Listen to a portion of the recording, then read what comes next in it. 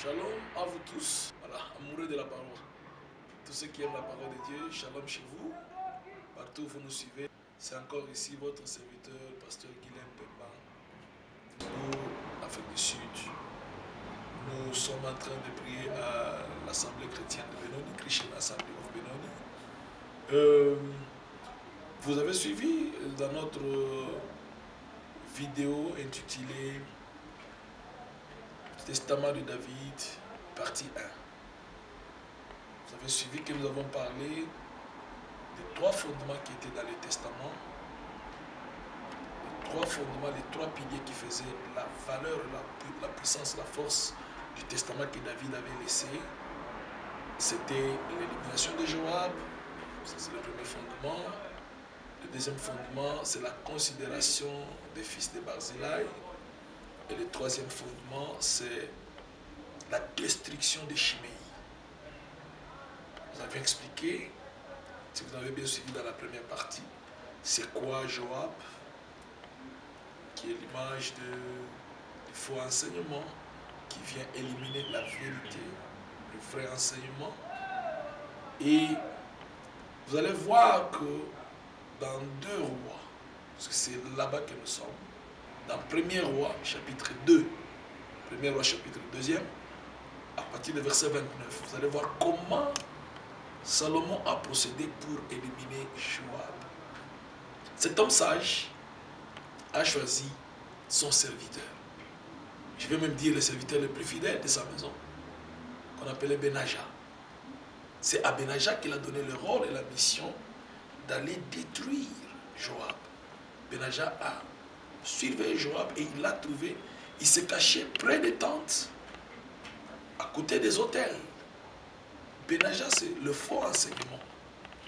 Nous devons détruire Benaja aujourd'hui, dans l'église du Seigneur. Toute église qui se dit être dans la vérité. La première des choses, la vérité doit enlever la fausseté, balayer la fausseté et établir, restaurer ce qui est la volonté de Dieu, ce qui est la pensée de Dieu. C'est ce qui doit être établi dans l'église du Seigneur.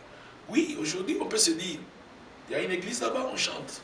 Il y a une église ici, le tam-tam, il y a une église ici. Tu vois, bien-aimé. Mais le problème, c'est qu'est-ce qu'on a comme enseignement? Puisque ce qui fait l'église, ce ne sont pas les chansons. Ce n'est pas une bonne chorale. Ce n'est pas un grand trône qu'on a mis pour les pasteurs. Ce qui fait l'église. Ce qui fait l'église, c'est la vérité de la parole de Dieu. C'est ça même la force, c'est ça même la puissance, c'est ça même l'église. Alors, regardez comment Benaja, ses serviteurs, est parti pour détruire Joab. C'est quoi Benaja aujourd'hui? Benaja, c'est l'image du Saint-Esprit. Puisque c'est lui qui est le serviteur fidèle dont la Bible est en train de nous parler dans Matthieu chapitre 24, verset 45. Donc c'est le Saint-Esprit au travers du ministère de la parole. Éphésiens 4, 8 à 11. C'est le ministère de la parole qui va terminer avec Joab. C'est le ministère de la parole, le Saint-Esprit au travers du ministère qui va effacer toutes les faussetés, qui va balayer toutes les faussetés qui sont enseignées dans les églises. Très bien. Alors là, on peut, comprenez ici, je suis en train de poser les grands points de notre pensée. Ce n'est pas une prédication, compte tenu du fait que nous sommes limités au temps. J'ai fait un effort pour ne pas dépasser 20 minutes par vidéo. Alors je suis en train de donner l'essentiel, en train de partager avec vous l'essentiel de notre message. Le deuxième point capital du Testament de David, il est au chapitre 1 au verset 7. Premier roi, chapitre 2, verset 7. Il dit de considérer et de bien traiter les fils de Barzillai, les Galadites. Pourquoi Barzillai doit être bien traité? Et que sa descendance doit jouir de la faveur du roi Salomon. Pourquoi? C'est quoi Barzillai? Nous commençons à questionner la Bible, puisque quand nous sommes en train de prendre une pensée et de l'expliquer, bien aimé, ce qui est très important, il faut qu'une écriture soutienne la pensée. Ou qu'une écriture explique une autre écriture. Donc nous ne sommes pas ici en train de nous prévaloir, comme j'ai dit dans notre émission précédente, ou en train de démontrer, d'épater les gens avec des connaissances. Non, non, non. Nous sommes en train juste de partager la pensée que l'Éternel a mis dans les Écritures. Puisque la Bible dit que la gloire de roi, la gloire de Dieu plutôt, c'est de cacher les choses. Dieu, il est Dieu en cachant les choses. Et la gloire de roi, c'est de les sonder. Ça, vous allez trouver ça en Proverbe chapitre 25. Que Dieu vous bénisse. Alors, c'est quoi le fils de Barzillai? Barzillai d'abord. On nous dit que Barzillai, il tire ses origines de Galade. C'est un Galadite. Là, nous posons la question à la Bible. C'est quoi Galade? Quand nous lisons dans Genèse chapitre 31,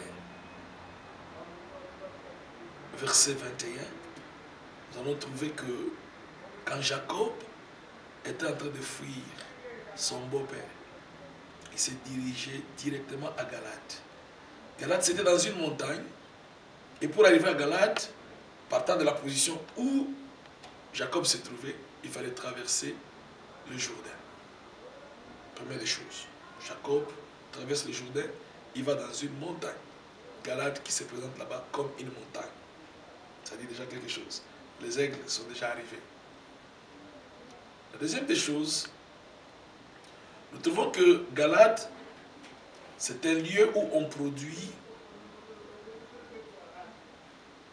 ces trois choses ici. Ça, c'est selon Nombre chapitre 26, verset 29. À Galade, c'est là qu'on produisait la baume. À Galade, c'est là qu'on produisait les aromates. Et à Galade, c'est là qu'on produisait le myrrhe. Souvenez-vous, quand Joseph était avec ses frères, il a donné le songe, il a interprété, il a révélé la vérité. Ses frères n'ont pas aimé ça. Lui a donné le songe, c'est plutôt son père Jacob qui a donné l'interprétation du songe. Mais le fait qu'il ait reçu ce songe-là, il n'a pas été aimé. Entre parenthèses, ici c'est l'image de Christ qui est venu chez les siens, qui leur a donné la pensée de Dieu, et les siens l'ont rejeté. Ils l'ont jeté dans un puits, dans une citerne qui était sèche. Mais un de ses frères dira, écoutez, ça ne sert à rien que nous puissions les tuer. Jetons-les là. Et quand ils l'ont jeté, ils ont vu des Ismaélites qui revenaient des Galates. Très intéressant. Ils revenaient des Galates. Les Ismaélites, c'était des commerçants. Qu'est-ce qu'ils faisaient? Eux vendaient la baume, le myrrhe et les aromates qu'ils achetaient à Galate. Alors ils arrivent là où Joseph était, dans la fosse, ou pas dans la fosse, mais dans la citerne. Les frères de Joseph commencent à négocier les marchés. Ils négocient les marchés pas avec les acheteurs d'hommes. Ces gens, ils étaient les acheteurs des produits que nous avons cités. Aromates, baume et myrrhe. Mais on négocie pour la première fois que ces gens-là puissent acheter leurs petits frères. Ça pose la question.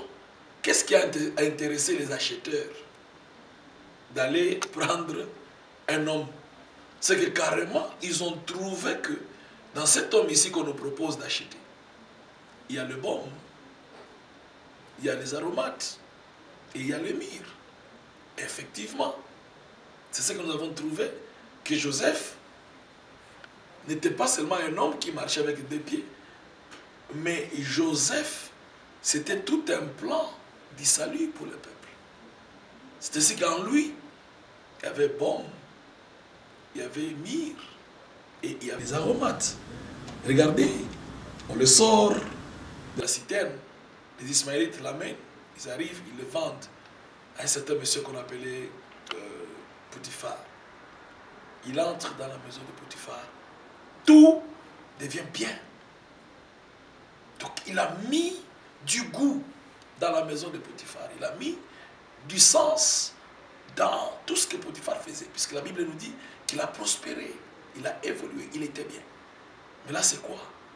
C'est l'œuvre des aromates qui agissaient dans la maison de Potiphar. On l'amène en prison. Il arrive, il trouve des serviteurs de Pharaon. J'étais en prison à cause des erreurs. Et ils attendaient la sentence finale. Ils attendaient la mort. Mais il vient, il dit à l'un que toi tu seras lâché. Et tu vas être rappelé par le roi, et toi tu seras tué. Regardez, là c'était pas seulement Joseph, mais c'était la bombe qui agissait. Puisque la bombe, c'est ce qu'on utilise pour terminer la corruptibilité, pour terminer la mort. Alors pour ces serviteurs-là qui attendaient la mort, qui étaient déjà morts, puisqu'ils se voyaient déjà morts dans la prison, Joseph est venu là-bas. Il a mis la bombe dans cet homme. Il a enlevé la mort, il a mis la vie. Il a enlevé la corruptibilité, il a mis l'incorruptibilité. Vous voyez ça? Et on l'enlève, puisque ces serviteurs-là, qui étaient sortis et récupérés par Pharaon, il ira raconter à Pharaon toutes les choses que Joseph avait faites et qu'il était capable d'interpréter les songes. Pendant ce temps, il y avait un songe qui faisait des troubles au roi. Il va, il interprète ça. Et quand il a interprété, ça a permis au roi de faire assez de stock pour qu'il puisse, son royaume puisse survivre pendant le temps de la famine. Là, il est en train de jouer le rôle de qui? De Mire. Il est en train de donner une bonne odeur au royaume de Pharaon. Une bonne odeur au royaume de Pharaon. Vous voyez ça? C'est que de Galade, c'est un endroit qui vient sur trois choses-là. Ce qui enlève l'incorruptibilité, ce qui donne du goût ou de la valeur, et ce qui donne la bonne odeur. C'est ça, Galade, en d'autres termes. Alors si on dit que Barzillai, c'est un Galadite, nous posons la question à la Bible, où nous demandons au roi David, je dis, mais David, qu'est-ce que Barzillai ici t'a fait? Qui puisse faire que tu ne puisses pas l'oublier. Pendant tout ton règne, maintenant que tu vieillis, tu commences même à partir, tu laisses le nom de Barzillai dans ton testament. Qu'est-ce que Barzillai t'avait fait? Vous allez trouver que on va vous expliquer ça dans 2 Samuel. 2 Samuel, la Bible va nous expliquer. Chapitre 19, verset 31. Vous pouvez lire aussi verset 32, verset 33, jusqu'à 39. Lisez, vous allez comprendre ce qui s'est passé là-bas. Barzillai, c'est quelqu'un qui avait accompagné le roi David pendant que le roi était dans un peu de difficulté. Lisez ça dans 2 Samuel, chapitre 19. Quand il a accompagné le roi, ils ont traversé le Jourdain ensemble. Et en retour, le roi a reconnu de bonnes choses que Barzillai, cet homme de Galade, lui a faites. Le roi va tourner, il y avait beaucoup de gens avec Barzillai, mais le roi va donner un baiser à Barzillai, très significatif. Donc Barzillai, à part le fait qu'il soit les Galadites, Barzillai, c'est celui qui reçoit le baiser des rois. Qui est celui qui reçoit le baiser des rois? Après qu'ils aient traversé le Jourdain. Mais ça nous rappelle Élisée et Élie qui ont traversé le Jourdain. Et Élie a remis ce qu'il avait à Élisée. Et Élisée est devenu comme un autre élu, comme un autre Élie, je voulais dire, et même plus que Élie. Vous voyez ça, frère? Alors, Barzillai, qui reçoit le baiser du roi au-delà du Jourdain, c'est que c'est le seul homme qui a reçu la plus importante chose que le roi avait. Or, ce qui sort de la bouche, c'est ça la vie. Ce qui sort de la bouche, un homme ne peut pas baiser un autre homme. Mais ce qui sort de la bouche de David, c'est la parole de David. C'est que Barzillai, c'est celui qui a reçu la chose la plus précieuse de David, la parole de David. Carrément, nous sommes en train de comprendre aujourd'hui que Barzillai, ce n'est rien d'autre que le ministère Parce que le ministère, c'est celui qui a reçu de Dieu la parole. Vous voyez? Et quand on dit au roi Salomon que tu dois rester avec, tu dois bien traiter le fils de Barzillai, tu dois les considérer dans le royaume. Ça veut dire quoi? Nous commençons à regarder dans la Bible. Quelle est la descendance de Barzillai? Ça se trouve dans 2 Samuel chapitre 21, verset 8. Vous allez comprendre que la descendance de Barzillai était constituée de 5 fils. C'est très intéressant. Donc, le fils de Barzillai, la descendance de Barzillai était composée de 5 fils. Mais c'est ça, le ministère, ce qui sort du ministère, ce sont les 5 grâces ministérielles. Les apôtres, les prophètes, les évangélistes, les docteurs et les pasteurs. C'est cela le fils de Barzillai. C'est cela dont il est question ici. On demande à Salomon que ces personnes soient bien traitées dans le royaume de Salomon. N'est-ce pas? C'est ce qui est écrit dans la Bible. Que les serviteurs de Dieu doivent être reçus avec double honneur. N'est-ce pas? C'est ce qui est écrit. Que nous devons obéir à nos conducteurs. Nous devons les aimer. N'est-ce pas? C'est ce qui est écrit dans Galates chapitre 6, verset 6. Que nous devons savoir partager nos biens avec ceux qui nous donnent des choses spirituelles, des choses éternelles. Donc la considération d'un ministre de Dieu, ça fait partie du testament de David. Un ministre a besoin d'être considéré. Un ministre a besoin d'être écouté. Un ministre a besoin d'être assisté. Mais le pasteur ou le ministre, je voulais dire ici, doit aussi être capable de gérer les âmes. Doit être capable de porter le fardeau des âmes. Il doit être capable de marcher pour maintenir ces âmes-là. Alors il y a beaucoup de choses, beaucoup de responsabilités qu'un ministre de Dieu a. C'est ainsi que notre Dieu, notre Père, dans son testament qu'il nous a laissé, il nous demande la considération des ministres. David demande la considération des fils de Barzillai. Et Salomon va le faire. Ils vont s'asseoir avec lui à la table. Comme les ministres, c'est aussi celui qui s'assoit à la table du roi. Il mange avec le roi. Il prend la nourriture du roi. Il vient donner au peuple. Alors le ministre aujourd'hui, un ministre ne peut pas réclamer qu'on le respecte, qu'on l'aime. Non. Mais vous, les enfants de Dieu, vous devez comprendre que c'est de votre responsabilité. La Bible vous demande d'obéir aux conducteurs. La Bible vous demande de les prendre en charge, de les porter à cœur, de les aimer, de les soutenir. Et si vous faites ça, vous êtes en train d'accomplir les paroles que votre Père vous a laissées. Voilà, nous avons expliqué dans la deuxième partie du testament de David ce qu'on avait demandé au verset 7 de 1er roi chapitre 2. C'était qu'il faut que le fils de Barzillai soit considéré. Barzillai, il vient de Galade, il tire ses origines de Galade.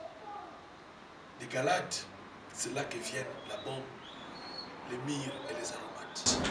Galade, c'est la montagne. Galade, c'est le ciel. Alors, un ministre de Dieu, il vient du ciel. Il n'est pas un homme de la terre. Parce qu'il est dit en Éphésiens chapitre 4, à partir du verset 8, étant monté au ciel, il a amené les captifs. Un ministre est un captif qu'on a amené pendant que Christ est parti au ciel. Et arrivé au ciel, il a fait des dons aux ministres. Et il les a lâchés. Ils descendent, ils livrent ce que Dieu a dit. Comme aussi Moïse pouvait partir à la montagne, recevoir la pensée de Dieu, recevoir le modèle du tabernacle et descendre pour dessiner ou appliquer ce qu'il a vu dans la vision. Et descendre pour dire au peuple la volonté de Dieu. De même aujourd'hui, le ministère, il vient de la montagne, il descend en bas de la montagne, au pied de la montagne, il donne la pensée au peuple de Dieu.